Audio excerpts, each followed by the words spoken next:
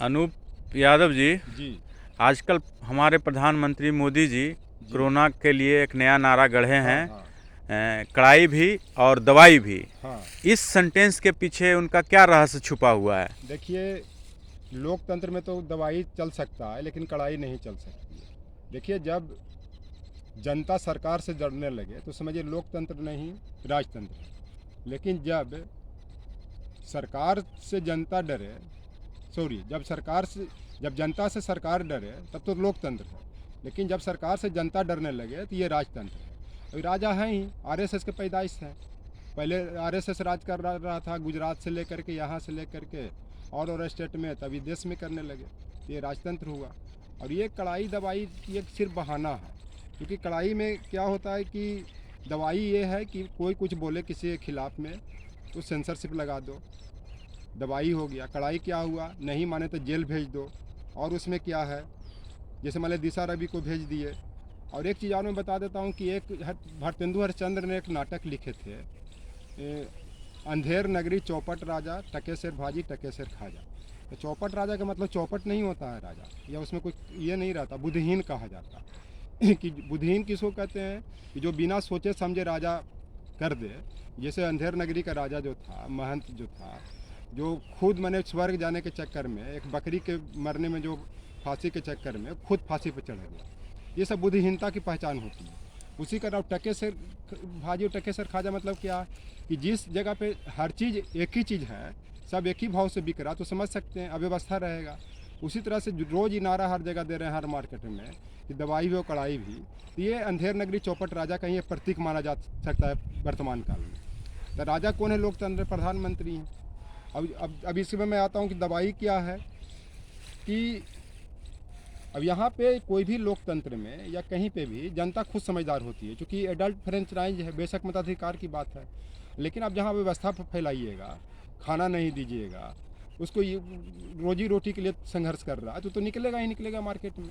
आप उसके लिए चुनौती बढ़ रहे हैं, ये आपकी कमी है। तो इस कारण उसमें जनता में कोई कमी नहीं है। अब एक तरह से ये कड़ाई का शब्द यूज करके जनता को धमकी दे रहे हैं कि तुम ऐसा करो तभी कुछ होगा, नहीं तो परिणाम भुगतने के लिए समझ। आप देख भी रहे थे कि जब लॉकडाउन लगा था तो किस तरह से लोग पैदल आ रहे थे।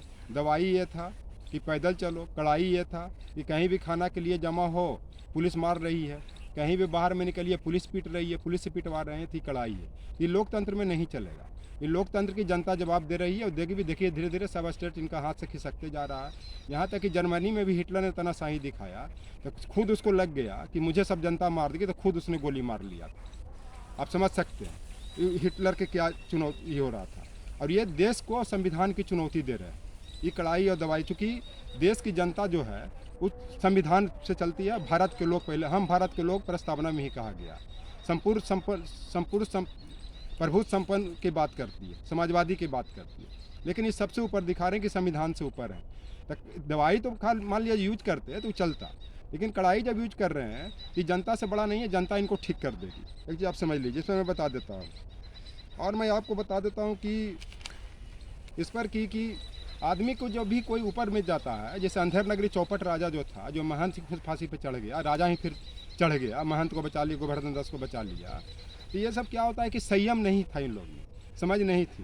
तो एक इसमें एक शेर भी है कि संयम हमारे चरित्र को कीमत बढ़ाता है, लेकिन शासन प्रशासन जनता के जीवन को बढ़ाता।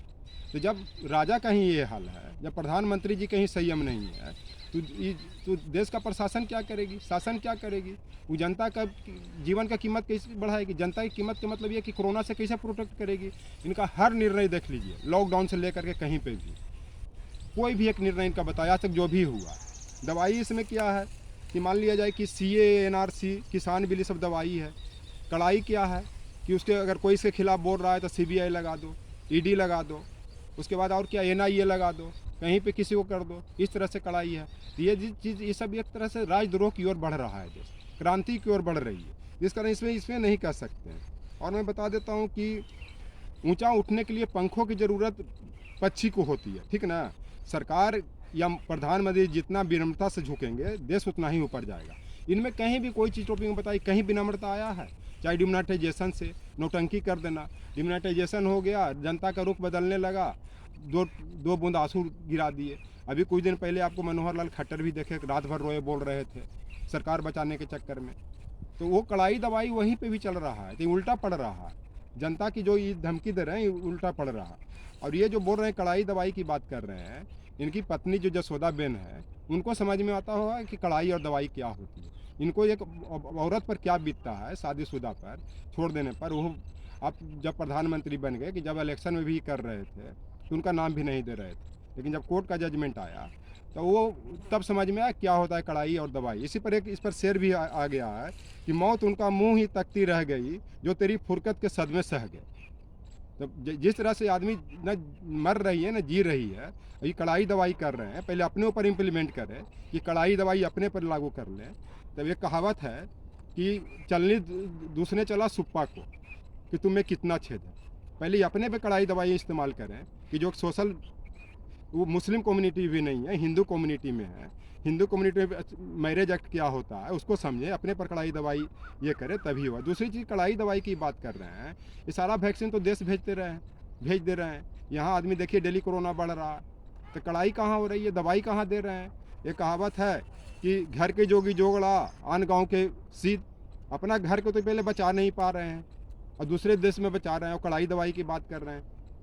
जैसे मान लिया जाए कि दूसरे देश के लिए तो कड़ाई करें ना, वैक्सीनेशन रोके, ज़्यादा प्रोटेक्शन करें और फिर उसको मतलब ये करें, सबको वैक्सीनेट करवाए, तब ना कंट्रोल होगा। तो कड़ाई दवाई कहने से हो जाएगा। अपने पर पहले कड़ाई बरते, अपने पर संयम बरते, अपने पर विनम्रता लाए। सिर्फ डेली पोशाक पहनने से नहीं ना कुछ हो जाएगा। मुझे कोई दिक्कत नहीं है, अच्छा पर्सनालिटी है, पहनिए, खूबसूरत लगिए, लेकिन आप जिस पद पर बैठे हुए हैं, देश के आप गार्जियन हैं। रामदेव बाबा ही बोलते हैं कि मोदी जी गार्जियन है। कहाँ चले गए रामदेव बाबा? अब गार्जियन सिर्फ कहाँ रहा? गार्जियन आप बने हो तो पहले अपने देश को बचाइएगा ना, अपने घर को बचाइएगा ना, है कि आप ये कीजिएगा। तो कड़ाई दवाई धमकाने की कोशिश नहीं करें, खुद ये ठीक हो जाएंगे, पहले अपने पर इम्प्लीमेंट करें। Thank you. ओके।